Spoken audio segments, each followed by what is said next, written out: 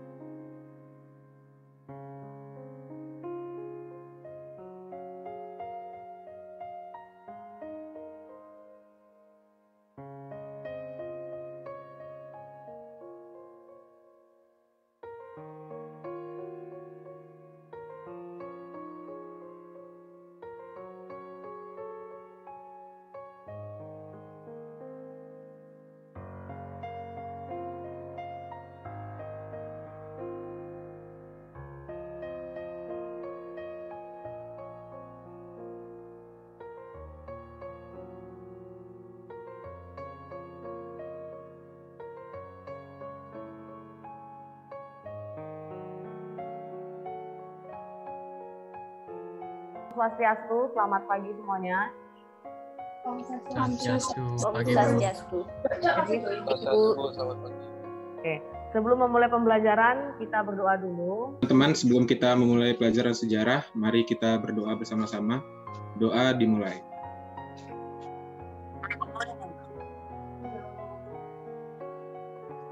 Doa selesai. Oke. Untuk doa sudah selesai. Untuk meningkatkan semangat kebangsaan dan nasionalismemu, kita bernyanyi dulu lagu Berkibarlah Bendera. Langsung aja, Diva. 1, 2. Berkibarlah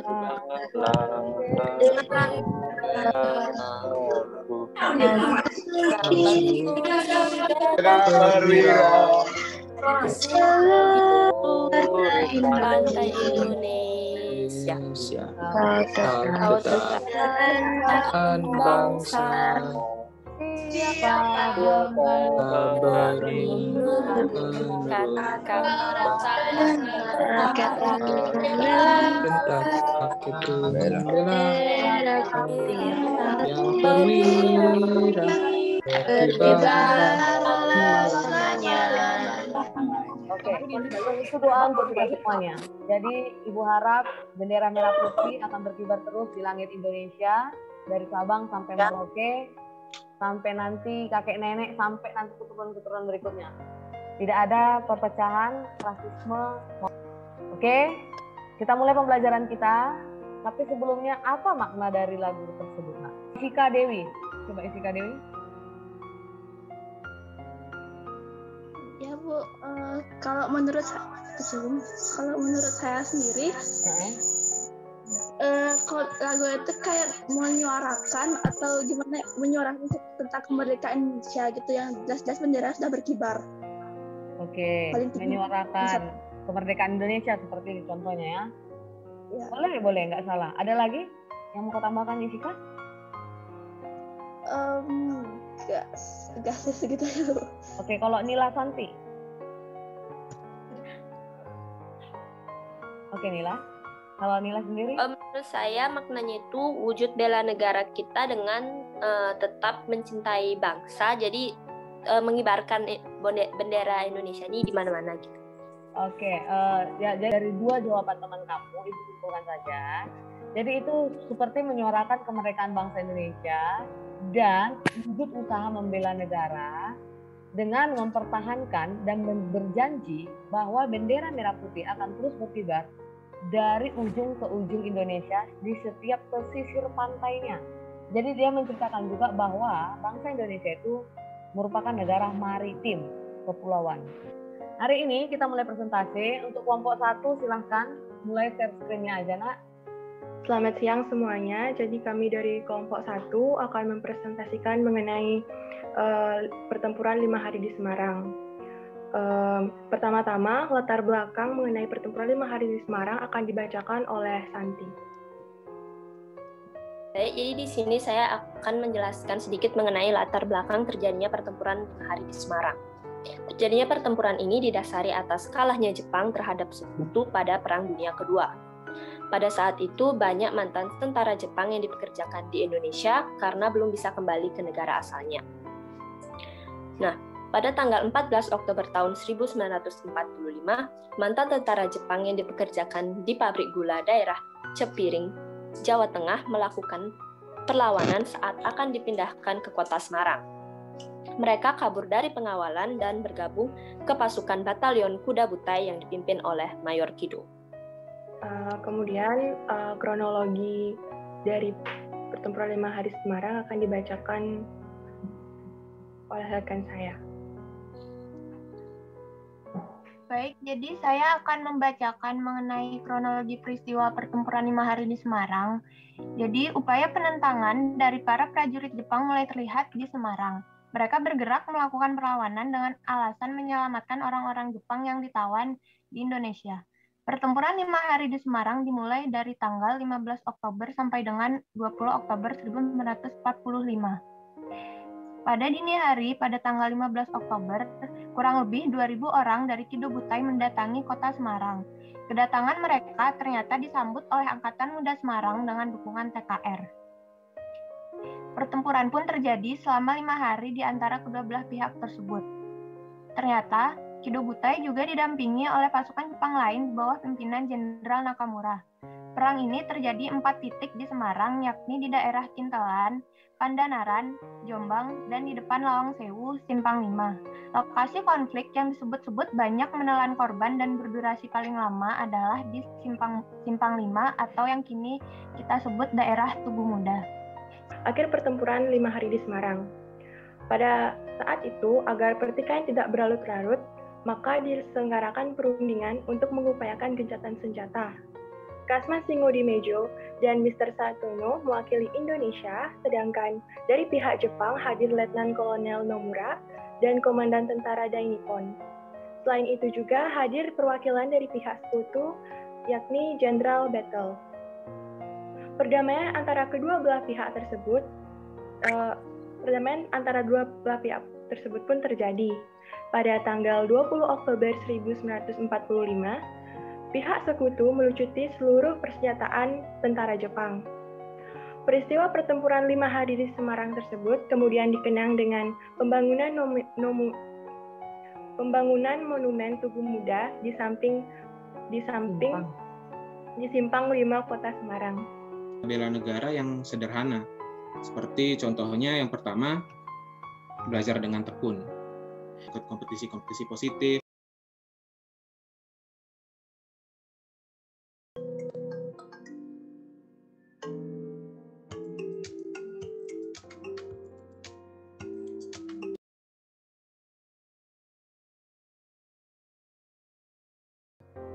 Nah, kalau Belvanata yang Ya, Bu. apa yang kamu dapat? Kalau dari pelajaran 3 minggu ini saya rasa menarik ya. Kalau dulu cuma belajar sejarah kayak apa sih yang orang udah dulu lakukan untuk pertahankan, nggak ada kaitannya dengan kita. Tapi di pelajaran kayak ini saya sadar, ternyata saya bisa melakukan sesuatu juga untuk bangsa, mulai dari yang kecil-kecil dulu, nggak harus besar kayak nyerang negara lain terus bawa Indonesia, nggak perlu, tapi cukup belajar membanggakan nama bangsa di kompetisi itu udah cukup. Ternyata itu menurut saya menarik sih, Bu. Kita jadi bisa bagus sih menurut Ibu, keren untuk Belvanat. Jadi ya seperti itu maksud Ibu, Nak. Jadi gini, jadi kamu sebagai generasi bangsa nggak harus mengacungkan senjata sama orang lain atau belajar militer dulu baru bisa bela negara, enggak. Kamu bisa melakukan bela negara dengan apa yang menjadi dirimu sendiri saat ini. apa yang menjadi bakatmu, apa yang menjadi kebiasaanmu, yang baik, yang positifnya ya. Kalau bagian negatifnya jangan dikembangkan. Kalau bisa dikurangi. Sampai ketemu dan Ibu tutup dengan Om Rahmat Sakti. Om Santi Santi Santi Om. Om Santi. Om Santi Santi. Dah Bu, terima kasih.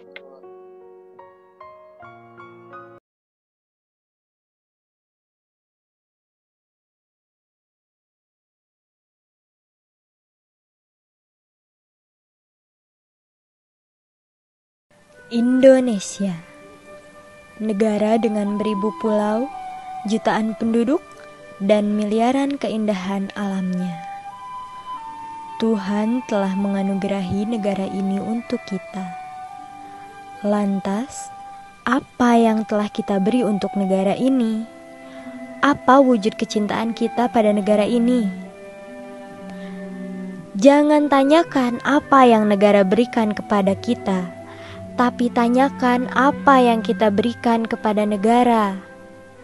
Iya, dengan bela negara. Tidak perlu angkat senjata, tidak perlu berlumuran darah. Dengan mewujudkannya di kehidupan sehari-hari, itulah salah satu bentuk bela negara.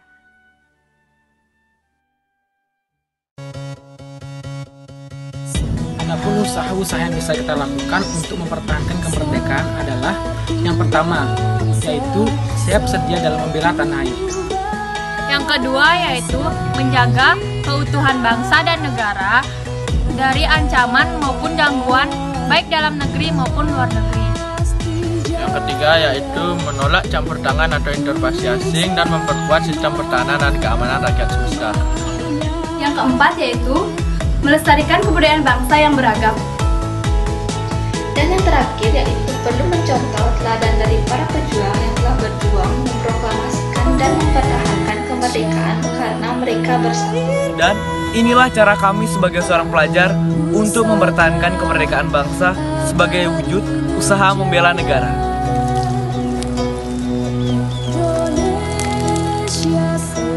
Sebagai hobi saya pencinta alam, saya dapat menjaga lingkungan di daerah rumah saya agar tetap asri. Sejauh yang kita tahu, Indonesia termasuk negara yang memiliki hutan terluas di dunia. Usaha bela negara yang saya lakukan adalah mengikuti Paskibra. Seperti saya mengikuti Paskibra ini adalah pertama untuk mengatakan orang tua, sekolah maupun tingkat nasional nanti, sehingga Paskibra Indonesia bisa dikenal baik oleh negara lain.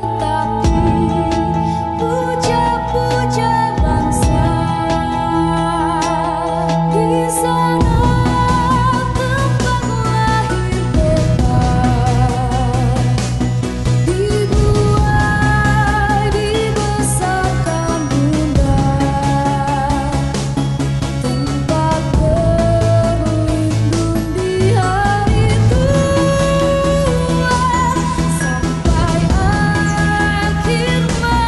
Dengan hobi menulis aksara Bali yang saya miliki, saya dapat melakukan upaya bela negara dengan cara menyebarluaskan serta memperlihatkan kebudayaan dan cara menulis aksara Bali yang ada di daerah saya agar lebih dapat dikenal oleh masyarakat secara luas, terutama di mancanegara.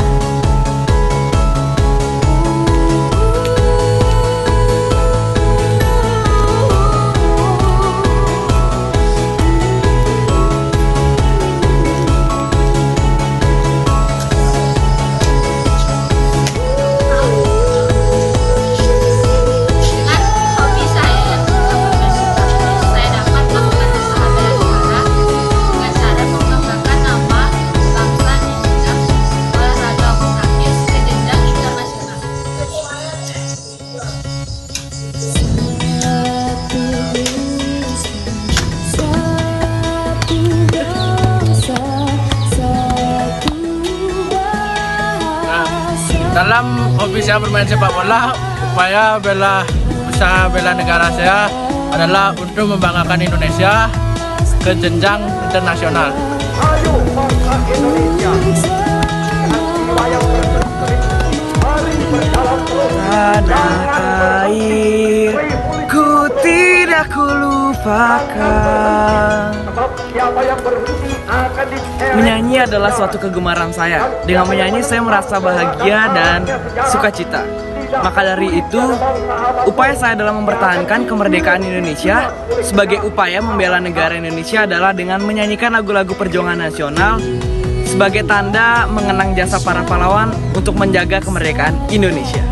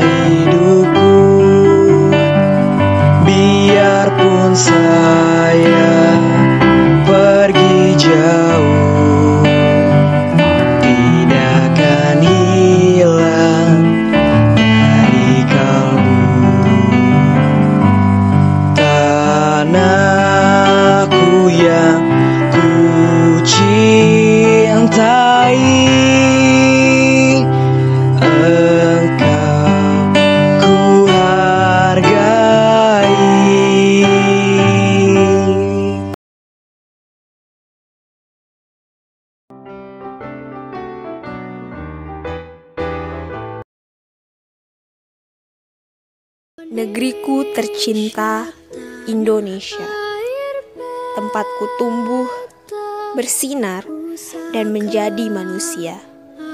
Dari Pulau Sabang hingga Merauke,